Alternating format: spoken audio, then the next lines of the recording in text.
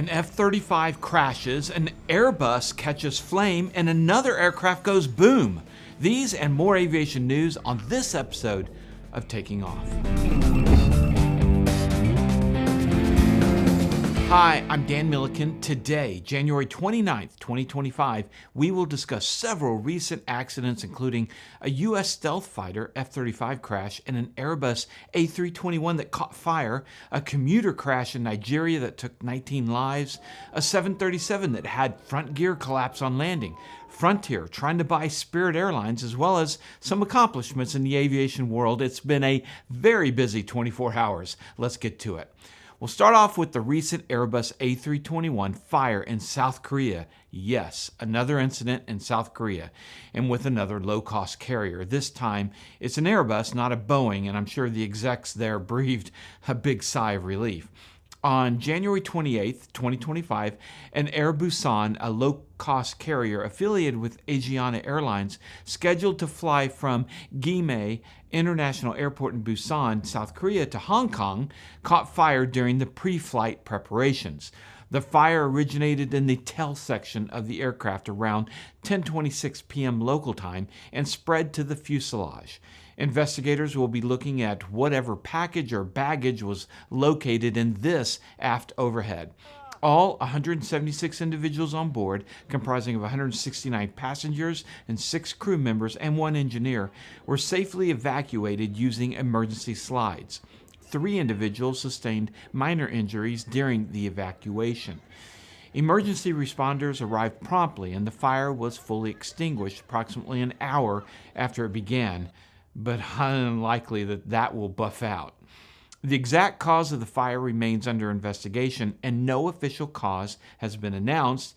And early reports were claiming an auxiliary power unit issue, but clearly the video and picture evidence show the problem starting from the aft overhead bin. One report is that the flight attendant was heard asking a passenger, "What did you put inside?" just before thick smoke filled the cabin.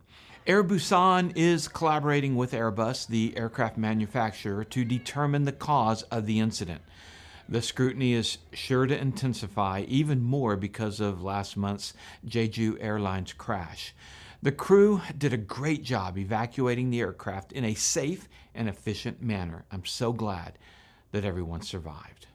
Tragic breaking news out of South Sudan. Today, January 29, 2025, a Beechcraft 1900D crashed transporting oil field workers 10 minutes after takeoff, killing at least 19 as of the time of this report.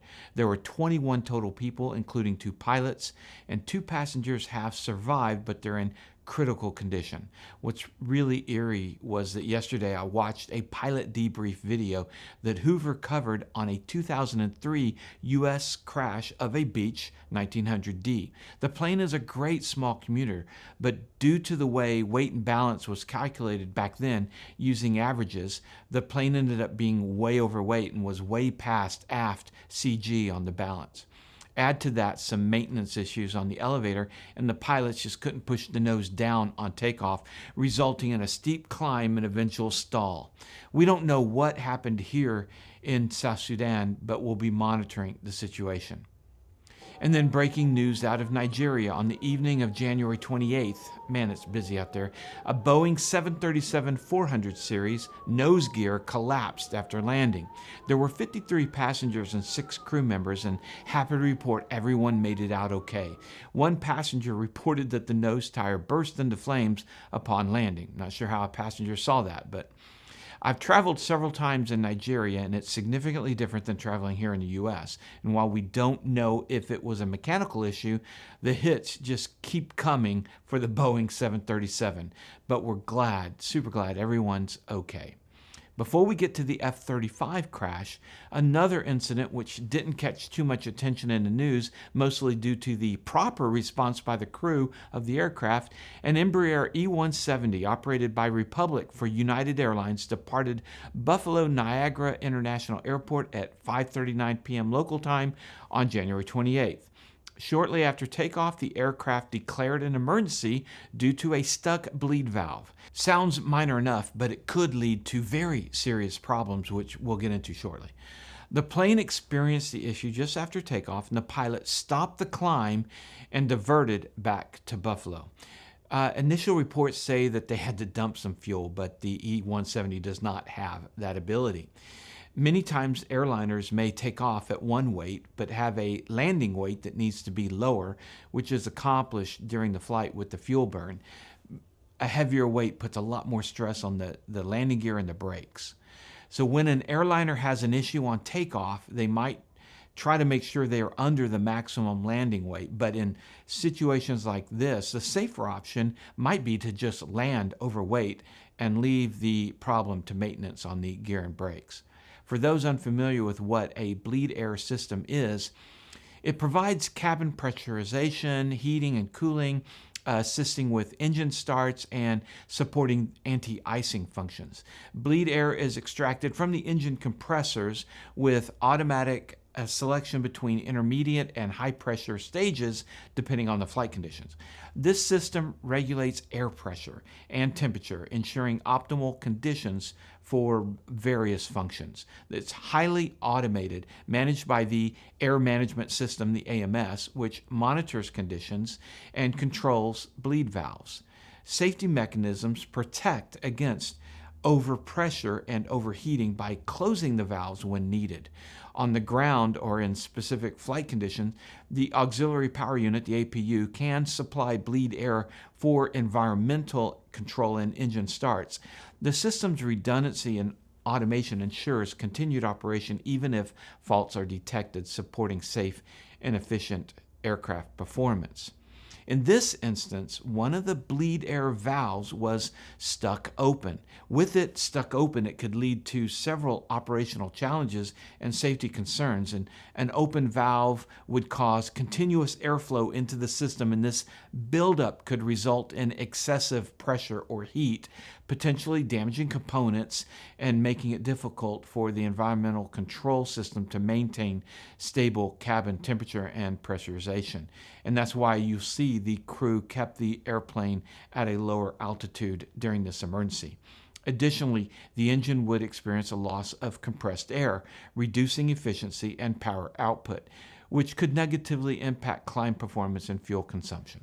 We reached out to Christy for further details on what a crew would do in this situation with an Embraer E170. I think she's familiar with that plane. Christy? You know that the Embraer 170 series is my favorite airliner, and it's easy to see why. It has a very smart system integrated. When something goes wrong, the airplane is going to tell you right away on the ICAS, or the Engine Indication and Crew Alerting System. It's a screen that's in the middle of the panel on the flight deck, so it's right in front of the crew. When a message pops up, it's usually associated with an oral ding or a series of dings, depending on the severity of the situation. But it's brilliant because the message tells you exactly what's going on and where to go in the airplane's Quick Reference Handbook, or QRH. The QRH is where you go to get specific checklists related to the problem identified by the message on the ICAS. So, for example, let's say that there's a bleed overpressure in the number one engine's bleed system. The ICAS will ding and pop up a message telling us bleed 1 overpressure. We would then go to the associated message in the QRH to run the checklist. For a bleed 1 overpressure, we would push out the associated control for the bleed 1 system on the overhead panel and then wait 1 minute. From there, it's like a flow chart. If the message goes away and doesn't come back, even after we push the control back in to re-engage it, then the checklist is complete. However, if the message does not extinguish or it comes back on, then we flow to the next step. After several steps, we may then have to disconnect the auto throttles and then pull the number one engine thrust lever to idle to prevent any damage from occurring. So this type of situation is indeed an emergency, and a call to air traffic control to declare an emergency is absolutely warranted.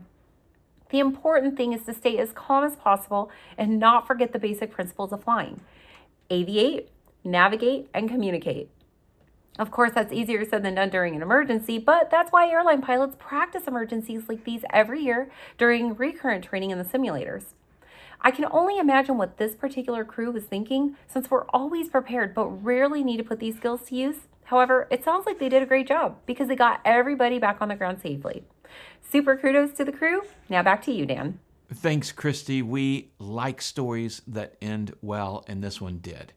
Another story that ended well, Boom Supersonic.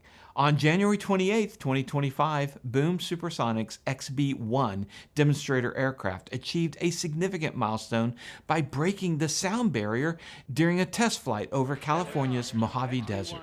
The XB-1 reached a speed of Mach 1.1, approximately 845 miles per hour, marking the first time a privately funded aircraft has surpassed the speed of sound.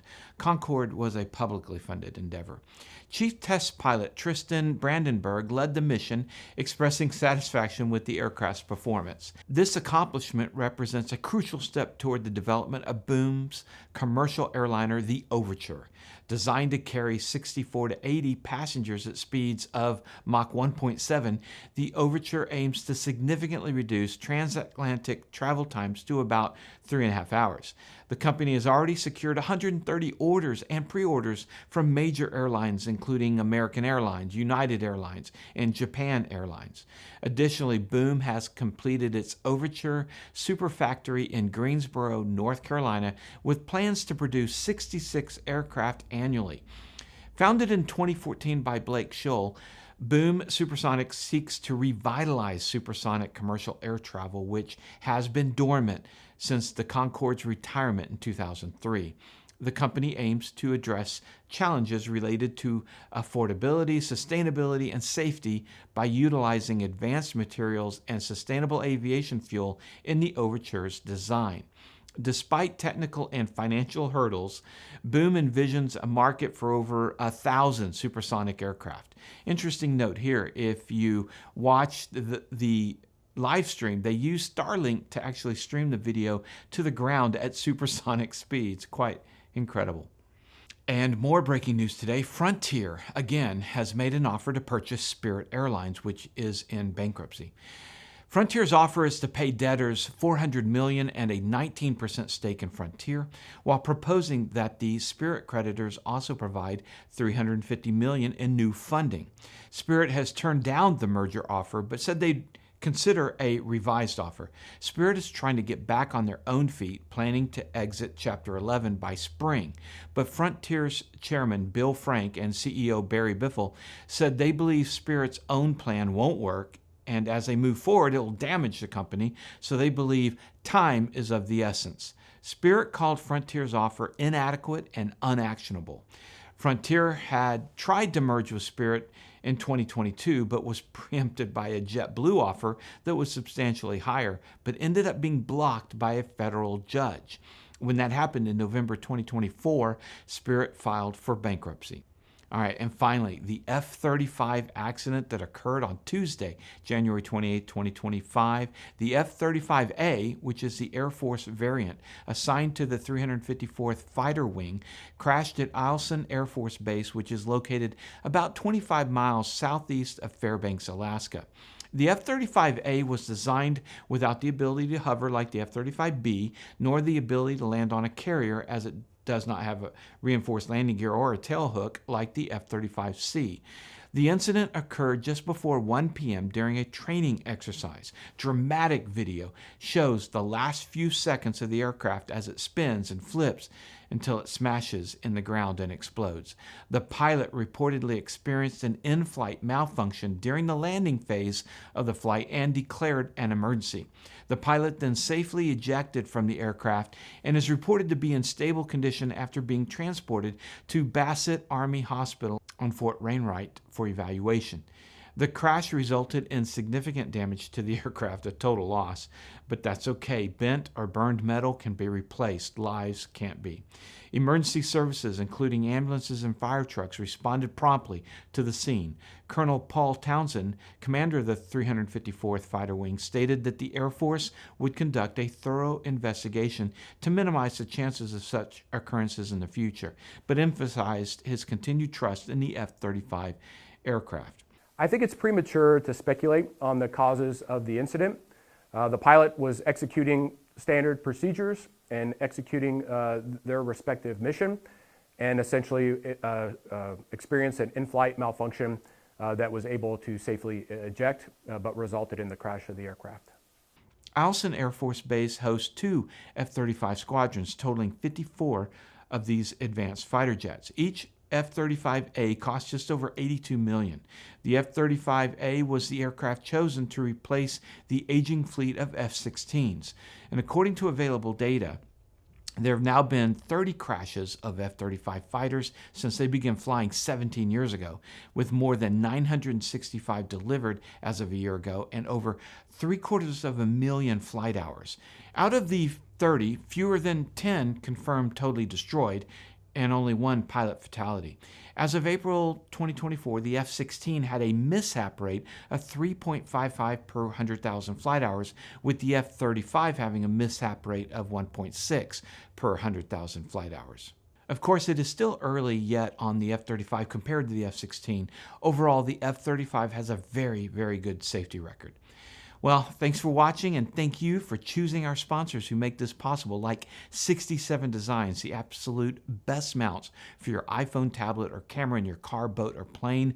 Check them out at 67d.com. Our other sponsors are in the links below in the description. Supporting them supports us, and also supporting us would be to watch our video on the final flight of superstar John Denver. Thanks for watching, and remember, superior judgment trumps superior skills. Take care.